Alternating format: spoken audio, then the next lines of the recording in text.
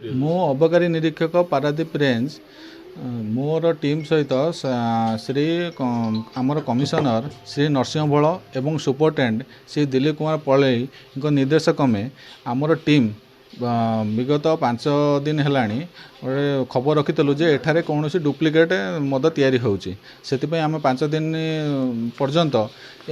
खबर रखी तापर नजर रखीलु एवं नजर रखला परे आम देखिलु जे आमर गंडकीपुर ग्राम एक गोटे घरे जड़े जी रमाकांत साहू घरे किसी डुप्लिकेट मद तैयारी कर खबर पाइलु एवं आज सकाळे ताकू घर को तलासीबारे सेठुरु आमे पाइलु 10.440 लिटर डुप्लिकेट मद एवं ता देहरु 3033 EL एवं 11,900 लेबुल सबू डुप्लिकेट सब जिन पाइलु एवं ता देहरु आम प्राय 1200 खंडे डुप्लिकेट ठिपी मध्य पाइलु एवं 152टी एमटी बोतल खाली बोतल मध्य पाइलु एवं आमे ता देहरु ताकू तलासीबारे एगुड़ा सबू से केन्द्रापड़ारू आनी प्रस्तुत करी एवं केन्द्रापड़ा को दौची केन्द्रापड़ारू सेठू सबू जगह को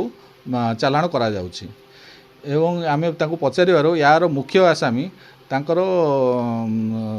तलासी बारे मुख्य आसामी केन्द्रापड़ार अछंदी एवं तांको आमे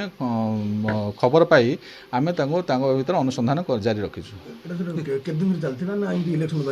ना ना एटा हमर से आमे पचारि बारे से विगत 3 मास हलानी एभळे करूची क्षतिकारक होबल भक्तुंदी जो एटा आमे देखिले ताको केमिकल रासायनिक परीक्षा निमंते पठा जिवो एवं तार जणा पड़ी जो एटा केते परिमाण रे मिथाइल अल्कोहल अछि किंबा कि इथाइल अल्कोहल अछि जड़े धराई ता ना हूँ रमाकांत साहू